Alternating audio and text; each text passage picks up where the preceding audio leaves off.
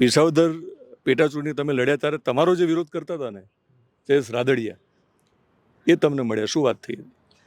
કાંઈ નહીં, ખાલી એમ શુભેચ્છા મુલાકાત, કેમ છો, રામ રામ, શ્યામ શ્યામ, શું છે વગેરે એમ કઈ માર્ગદર્શન. નેતાઓની શુભેચ્છા મુલાકાતમાં કંઈક તો વાત થતી હશે ને, એટલે કાં કે શુભેચ્છા મુલાકાત લીધી કંઈક તો નહીં, તો આમાં શું છે, જો વિધાનસભા ચાલુ છે બરાબર, એટલે લગભગ તમામ 100% ધારાસભ્યો અહીંયા હરતા ફરતા હોય, કોઈ મળી જાય અને કોઈ આપણને આમ રામ રામ કરે, કોઈ ઊંચો હાથ કરે, તો બને ત્યાં સુધી આપણે માણસ પ્રમાણે સામો વળતો રિસ્પોન્ડ કરીએ. કાંઈ બધાને રામ રામ કરવા જરૂરી નથી, બધા ઊંચો હાથ કરે તો વળતો ઊંચો હાથ કરવો એવું કાંઈ હોય નહીં.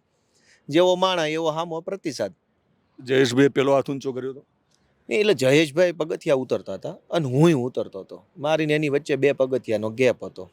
એટલે એણે મને જોયા અને મેં એને જોયા, 4 આંખો થઈ. એટલે મેં કીધું કેમ છો સાહેબ, મજામાં? કે આ સરસ. શરૂઆતમાં તમે પૂછ્યું હતું? હા, તો એણે મારી સામું જોયું, મેં એની સામું જોયું, બંને એટલા નજીક જ હતા.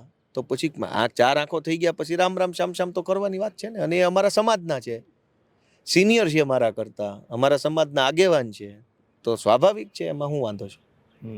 શું કીધું, કંઈ કીધું હશે ને કે કંઈ વાત થઈ નથી? બિલકુલ. ક્યારેક મળીશું બીજી વાર એવું? તમારે બધું અમારી વાત કઢાઈ લેવું લાગે છે. પત્રકારનું કામ શું? ગોપાલ ઇટાલિયન આખું ગુજરાત સાંભળવા માંગે છે. દિનેશ સિંધવ કંઈક પૂછે અને નવું અને વિશેષ મળે તો શું વાંધો છે? પણ અમે શું કામ કહી દઈએ અમારે શું વાત થઈ? વાત તો થઈ હતી. નહીં, વાત તો ઉભાતા તો વાત નો થઈ હોય, પણ એમાં કઈ પણ એવું કહેવાય અડધી મિનિટ ગોપાલભાઈ, કંઈ ન કહેવા જેવી શું વાત થઈ હતી? તમે કીધું કે અમે શું કામ કહી દઈએ? એમાં એવું છે દિનેશભાઈ કે હાલતા હાલતા ઊભા અડધી મિનિટ કે 1 મિનિટમાં વાત શું થઈ શકે એ મને સમજાવો. ચાલો, મને વાંધો નથી, પણ તમે શું કીધું બધું કહી દેવાનું એમ? હું શું કહું છું કે 1 મિનિટ વાર મળવાની વાત થઈ? ના, બીજી વાર તો હું આ મહિનો મળવાના છે, રોજ અહીંયા જ. હમણાં 25 માર્ચ સુધી અહીંયા જ મળવાના. બીજી વારે શું થાય, રોજ 5 વાર ન મળે. પણ 1 મિનિટમાં વાત શું થઈ શકે? કાંઈ નહીં, કેમ છો, કેમ નહીં, સરસ, સારું બોલ્યા, કોઈ બોલ્યો હોય તો હું અથવા એ એમ કહી દે આમ અમુક સારું બોલ્યા, ન બોલ્યા, ઓલો વિષયમાં આમ હતું. 1 મિનિટમાં આટલી વાત હોય. ટૂંકમાં આંખોની વાતો ઘણી બધી થઈ ગઈ છે. આંખો જ મળી હતી ને શરૂઆત? હા. ઓકે. ગોપાલભાઈ કીધું કે પગથિયા ઉતરતા હતા અને જયેશભાઈ પણ પગથિયા ઉતરતા હતા. રાજકીય રીતે ગોપાલભાઈ પગથિયા ચડી રહ્યા છે અને રાજકીય નિષ્ણાતોના મતે જયેશભાઈ પગથિયા ઉતરી રહ્યા છે. એવું નથી.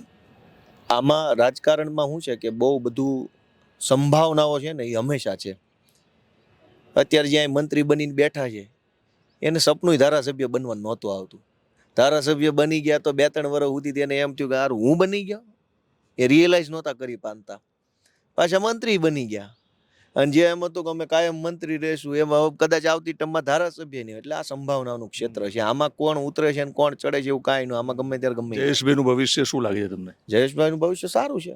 સિનિયર નેતા છે, અનુભવી છે, વહીવટી તંત્રના જાણકાર માણસ છે અને વિઠ્ઠલ બાપાનો વારસો છે, તો એમનું ઘડતર વ્યવસ્થિત થયેલું છે. તો એવા કેપેબલ માણસનું ભવિષ્ય ક્યારેય ખરાબ ન થાય. ભલે થોડોક નબળો સમય આવે એવું બને, પણ 100% કોઈ એમ કે ભવિષ્ય તો એવું કાંઈ હોય નહીં. ભવિષ્યના સમયમાં તમે બંને સાથે હશો ક્યાંક?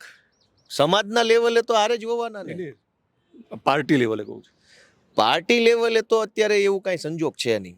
એ એમની પાર્ટીમાં છે, હું મારી પાર્ટીમાં છું. એ એમનું કામ કરે છે, અમે અમારું કામ કરીએ છીએ.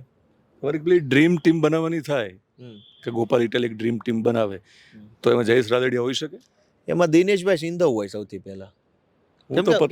રાજકારણીયાથી તો ગામ દુખી છે. તમારી જેવા થોડાક સીધા સારા માણસો રાજનીતિમાં આવે ને તો જનતાનું ભલું થાય એમ છે. એટલે મારી ટીમ હું બનાવીશ ને તો હું તમારી જેવા સારા માણસો પહેલા રાખીશ, રાજકારણીયા પછી રાખીશ. ઘટે સંખ્યા. જયેશભાઈ સારા માણસ નથી? હું કોમન વાત કહું, માત્ર જયેશભાઈની ક્યાં તમે પૂછ્યું? તમે 11 જયેશભાઈનું પૂછ્યું કે એમાં જયેશભાઈ હોય તમારી એક જે 11 બનાવો તમે, ડ્રીમ 11. ભાઈ એની અંદર તો ભૂપેન્દ્ર પટેલ હોય શકે. આ કઈ થોડું મેં તમને શું કીધું, રાજનીતિ સંભાવના. રાદડિયા હોય, જયેશભાઈ હોય, કેમ ન હોય? તમે હું ત્રણેય એક પાર્ટીમાં હોય એવું બને, કેમ ન હોય? ઈશુદાનભાઈ છે ને, કોઈને કલ્પના હતી કે હશે આપમાં છે ને, કાલ તમે એવો. હું નથી જવાનો, એ ભલે. અરે તમે નથી જ જવાના, કોઈ રાજકીય પાર્ટીમાં જવાનું તમે નથી જ જવાના, પણ કદાચ હોય શકો. તમે નથી જ જવાના, મારી જવાબદારી, તોય તમે હોઈ શકો પાર્ટીમાં. એનું નામ તો રાજનીતિ છે. એવું થોડું હોય.